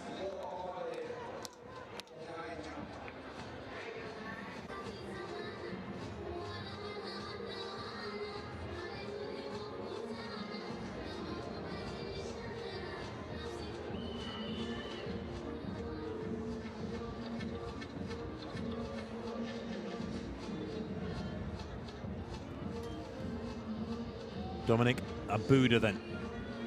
We are playing catch-up in this hammer competition.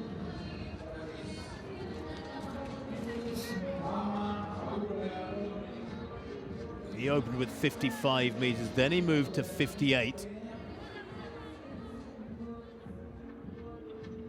But of course these are standard bearers, these Kenyan throwers.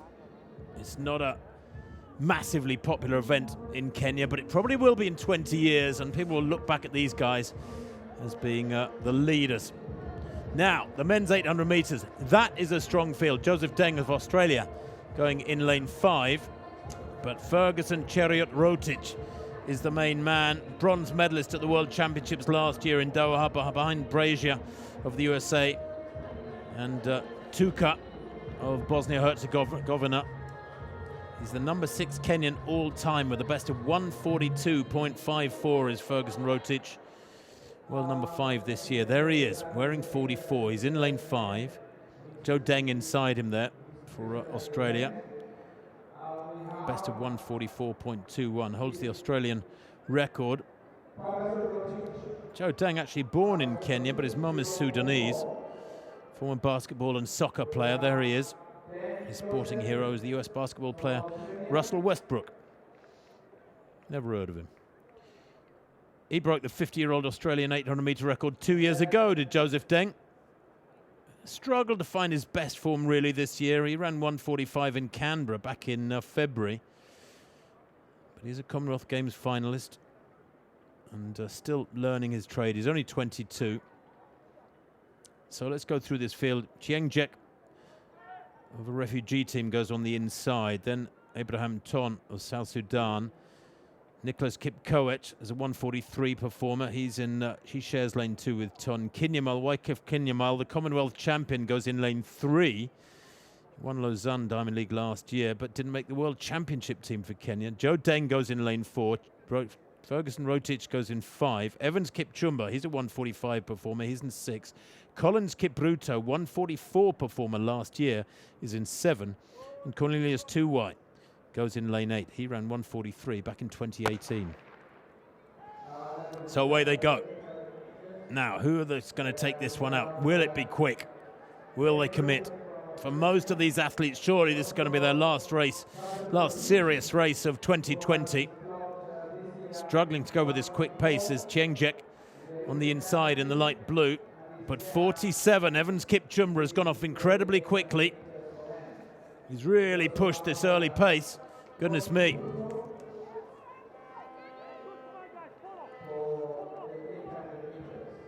They come round towards 300 meters. And it could be a sensibly paced first 400 this. Rotich leads the pack as they go through that in around 50.5, something like that. We see that bell. Frustratingly, every single time we get a distance race at the bell, when we really want to see them going through the line so we can see their last lap time, but never mind. A note for other directors and producers, we don't need to see a bell being rung.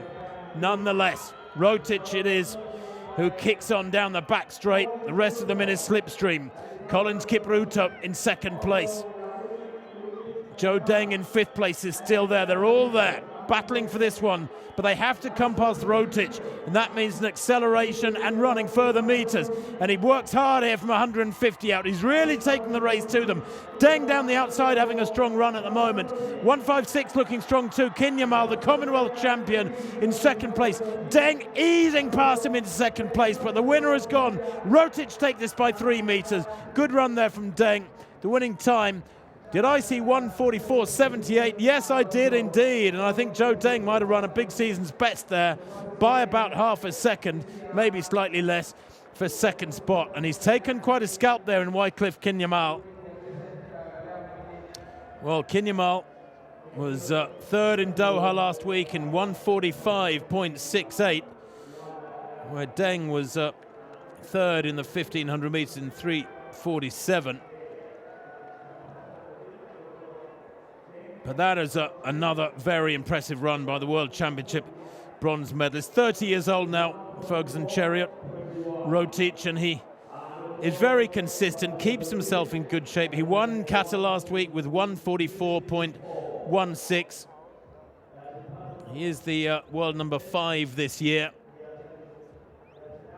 He's got that strange loping style, hasn't he? He's not fluent, he's not fluid, he's anything but as smooth a runner as David Rudisha, for example, the now retired world record holder and 2012 Olympic champion. But he is nonetheless an effective coverer of the ground. That's what really matters. And look at Kinyamal battling there to keep Deng at bay, but he couldn't do it. And that, by some margin, I think the best run of Joe Deng's summer. And at last, an indication that there is great racing in those legs of Joe Deng this year. I've been hearing wonderful things about his training. Plenty of it posted on social media. And no wonder he's smiling, because he's taken some good scalps there, Joe Deng. And that is a lovely way to close your season, to find a solid run in your legs at the 11th hour.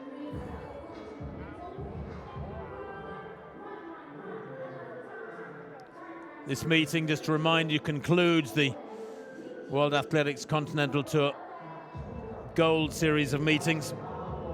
And the World Indoor Tour will have over 30 meetings this coming winter, 6 in the gold and 25 races in the silver and bronze categories. We hope, at least, that the World Indoor Tour can roll out the way it's supposed to. Now there's the thing, what's he going to do? Break into song? Social distancing, absolutely critical. I understand all the stipulations of social distancing have been observed at the hotel and upon arrival from all these athletes, and at the stadium as well for the most part. So they've created a bubble. That is the popular word for these athletes being kept in a hotel. Jumbo. Jumbo to you. The athletes enjoying their world-class athletics, and the spectators enjoying it unfolding before them in Nyayo Stadium today. Your Matthew Sulway, very much the standout performer in the men's high jump. And we can see that field being introduced to the crowd. This was slightly earlier on.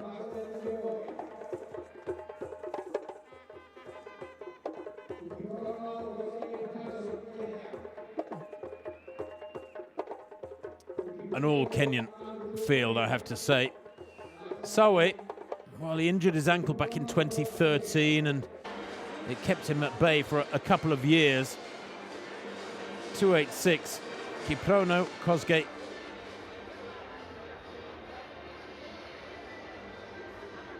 Now, if you know your high jumping, you'll know that world class starts at around 220, 225.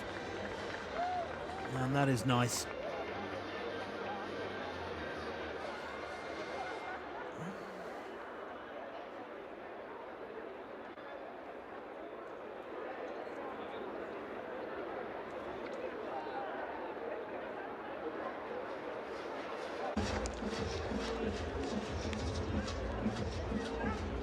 Well, the bar starts at 1.80 m. Respect of the mixed standards in this competition. 285 is Asbel Kemboy Kiprop. And he goes clear, third time of asking at 205. Came in at 190, cleared that first time. 283, that is Matthew Sulway. He's a late developer. He started jumping in 2009, having tried 800 meters, but his personal bests are both national records, indoors and out, and set in 2020. Last February, he set the indoor national record, and in 2018, he set the outdoor record. Sulway taking the high jump with a third time clearance at 220. Asbel Kemboy Kiprop 205, and third place being shared by Robert Kiprono and Peterson Kiprono with 202 meters exactly.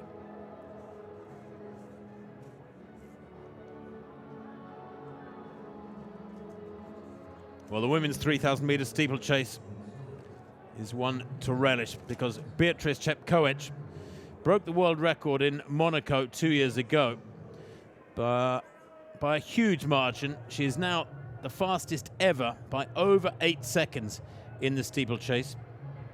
We know she's in great form. She ran 14:55 in Monaco over 5,000 meters recently. Won the steeplechase in Berlin, was in 9:10. That actually was second place behind Hyvin Kieng. And Kieng goes here. The world champion in 2015. Kieng wears 136 there, second to left. And 135 is the reigning world champion, Beatrice Chepkoech. 176 is the pacemaker, Lilian Chebi. But that is Hyvin Kieng. World champion back in 2015 in Beijing. She won in Berlin last week in 9:06. Gave a healthy beating to Beatrice Chepkoech, so maybe a bit of needle here between these two. This is a big clash, make no mistake. Kieng's best is 1/100th of a second outside 9 minutes. I'm not suggesting she'll break 9 minutes today. 64 is Fancy Chirono, the African junior champion last year. She's still only 19, best of 9:31. There's Genevieve Gregson, Commonwealth Games 5th placer for Australia. Took 9th in the Rio Olympic Games. 104 is Natalia Strebkova of Ukraine. She's a 9:37 performer there to right of picture. But how will this one unfold? Will either of the big guns take it out and push on once Chebi has done her pacemaking job? Or will they watch each other and play a cat and mouse game?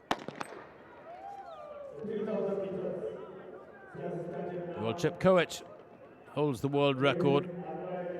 Ruth Jebet, of course, won the Olympic Games in Rio in the colours of Bahrain, but she was Kenyan born. She then got busted and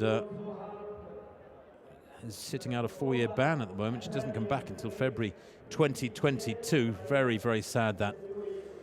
And you see a big name take gold in major championships and then gets busted, but is able to retain that gold medal Many people feeling that if you're caught bang to rights for anything like EPO or anything like that, that your career record should be stripped from the sport. I have to say I'm one of those who believe that as well. Anyway, they've gone off and it looks pretty quick. Kibby here, the target pace is 9:10. Kibby is scheduled to run at 72 to 73 seconds per lap until at least 1 kilometre. That would mean getting to 1K in about 3:02, there or thereabouts. Chepkoech almost running into the back of her there, I think. She's the tallest in the field by a long way, and right up alongside Kibby, and is that as if to say, you're not going quickly enough for me. Come on, let's speed it up a bit. Now, how do they negotiate this? Well, Chepkoech just sort of kissed that barrier with her left foot as she went over it at the water jump. Rio Olympic silver medalist behind Ruth Jabet is Keegan. Chepkoech probably the better of the two on the flat, though, and these two beginning to stretch away now. That's Peruta Jemutai actually in second place of Uganda. She's a 9:07 performer. So Chepkoech has taken the aggressive option, the world record holder. Became the first woman to break 8:50 and 8:45 with that world record in Monaco back on the 20th of July 2018.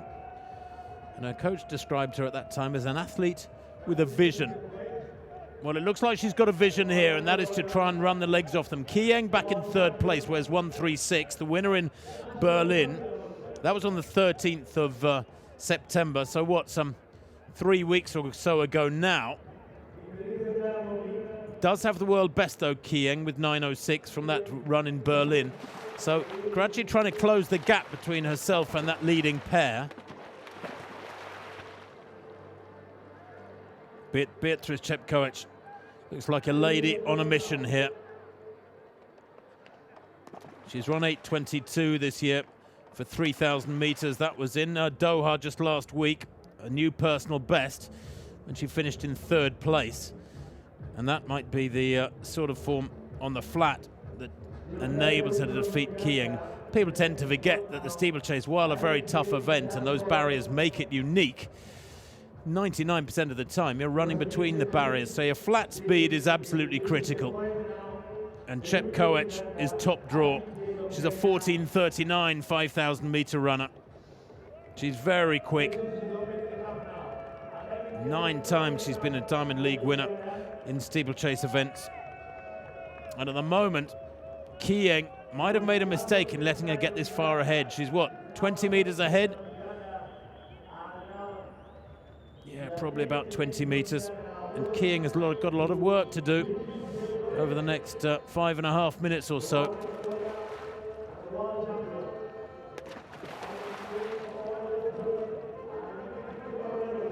The gap probably close to 15 meters between Chepkoech and her pursuers. Only 5 women in history have gone under 9 minutes, and yet Chepkoech's world record is 8:44. She's over 15 seconds inside 9 minutes. That gives you a clue as to just how astonishing her world record is. There is no equivalent, really, on the men's side, or indeed in many other distance races of only 8 or 9 minutes duration, where somebody is over 8 seconds quicker than anybody else. It is astonishing. Those others below 9 minutes, apart from Chepkoech and her world record, Ruth Jabet, I mentioned, the Olympic champion, Seraphine Chespol of Kenya back in 2017, she ran 8:58 in Eugene.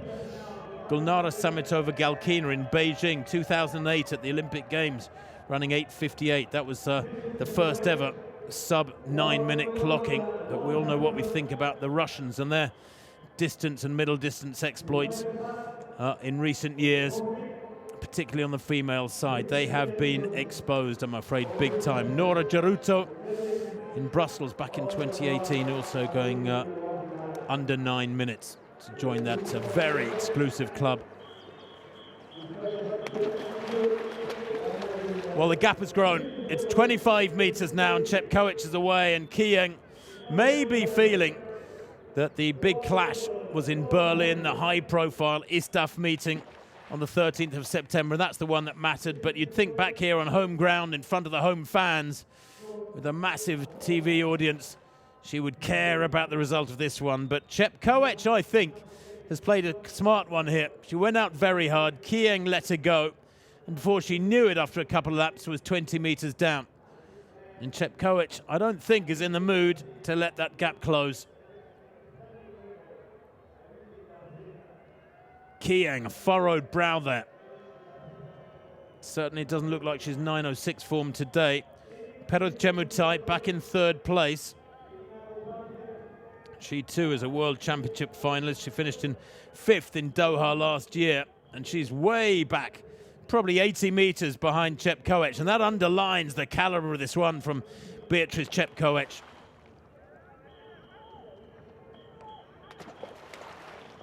That looked like an awkward water jump from Hyvin Keegan, who's feeling the pressure here, I think, trying desperately to close the gap, and she's been dragged so far clear of the rest, but she remains a big gap, big margin behind Beatrice Chepkoech. That gap is 30 metres now, and the world record holder is going away. There's no doubt about it. Goes through the line there with 2 laps to run in about 6:51. This could be pretty special from Beatrice Chepkoech. At altitude, anything down in the 9:10 region or quicker would be very fast indeed, and I think that's what she's heading for. Well, the world record, the Kenyan national record, and the African record, of course, all held by Beatrice Chepkoech, who is in unforgiving mood today.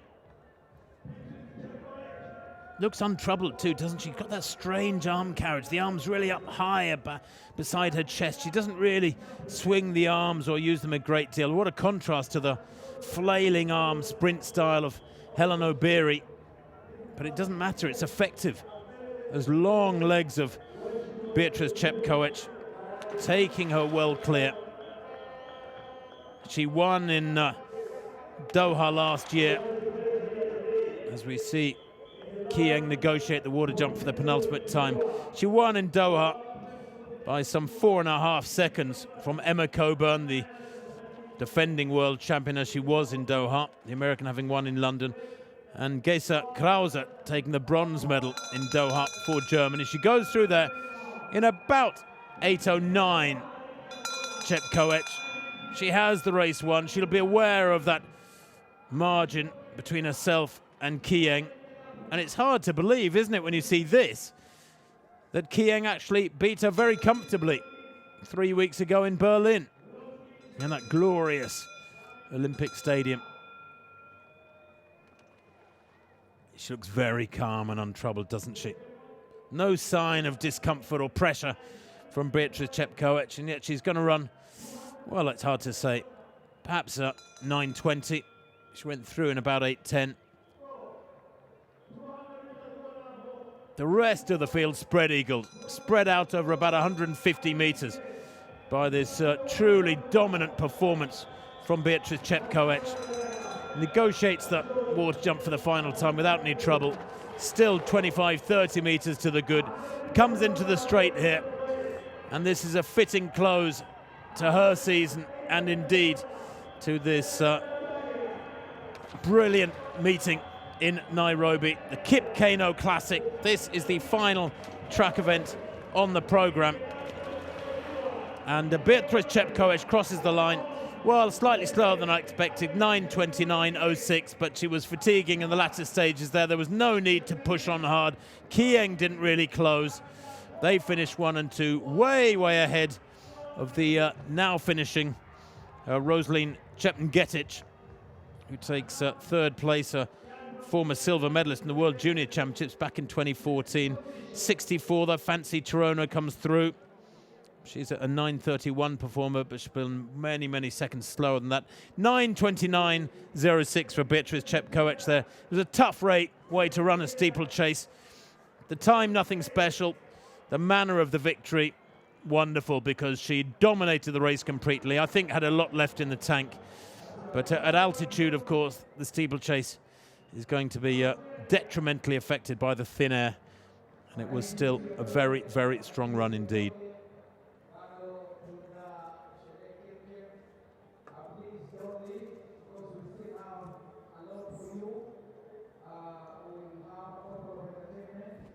Well, she set out her stall very early on, went with the Pacemaker, but within 2 laps it was alongside the Pacemaker as if to say, look, you're not going quickly enough, I think I can do better than this. And she was gone. And Chepkoech looked there, aside from what the clock told us, something more like her old self. The reigning world champion, the world record holder, truly dominant on home ground in her home capital. Ivan Kieng, former world champion. Similar sort of age. Chepkoech is 29, Kieng 28. And she is the world's fastest this year, Kieng, but she's finished many meters behind this lady Beatrice Chepkoech. Has restricted her racing this year to a 5,000 rather in Monaco, a steeplechase in Berlin, and a 3,000 in Doha. But her 8:22 in Doha last week, a good indication of just how strong she is, how well she's running. The men's 800 run by Ferguson Rotich, 1:44.77. Joe Deng, 1:45.20. Really good second place for him there, defeating the Commonwealth champion Kinyamal, Cornelius Tuwai, and Kip Bruto, both under 1:46 as well. But it was indeed an improvement on the season's best for Joe Deng. They're 1:45.20 up against his 1:45.40 from Canberra back in February.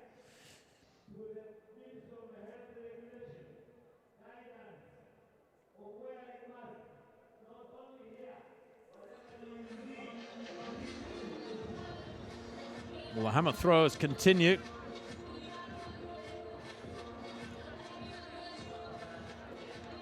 And in round 1, the best for the Turk Baltachi remains his best as he takes this 5th round throw. 67.92 in the first round.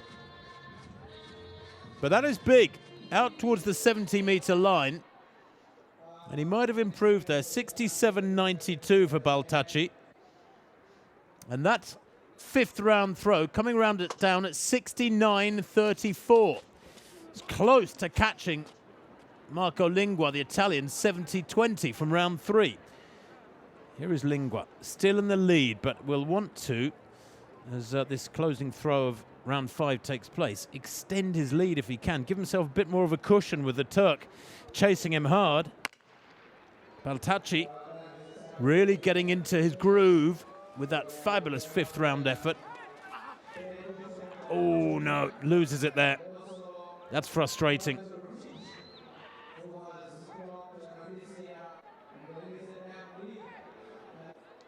Lingua losing it there and no throwing in the 5th round. In 4th place, Dominic Abuda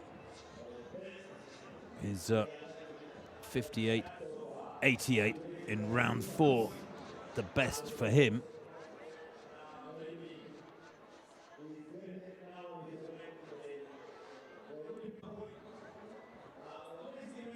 I don't think able to improve on that with that effort. Petra Kuki in his 6th and final round throw, and the hammer crashes into the cage and gives the camera quite a shake.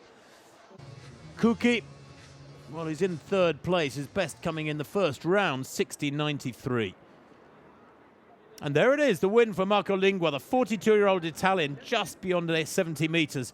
His opening effort in the men's hammer to defeat Ozkan Baltachi of Turkey and Petra Kuki of the Czech Republic.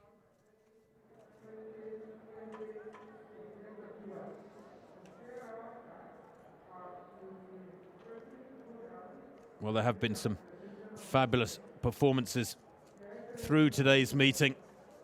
All of them great contests. Some real world-class times produced in several disciplines. Particularly notable was that women's 400 meters victory. Remember, 17-year-old Masilingi, Beatrice Masilingi, running 50.99, a massive personal best for her. Chepkoech, 9:29.04 to take the steeplechase from Ivan Kieng. 9:34.06, over 5 seconds back. Chepngetich, 9:46, again, some 12 seconds and more back in 3rd place. But a 1-2-3-4 for Kenya in the steeplechase for ladies. Genevieve Gregson outside 10 minutes on this occasion. Well, it's been a great day of track and field athletics at this Kip Keino Classic at the Nyayo Stadium in Nairobi. Do hope you've enjoyed it. Some wonderful performances, middle distances, sprints, throws and jumps as well. I'm sure the celebrations will carry on long into the night in the Kenyan capital.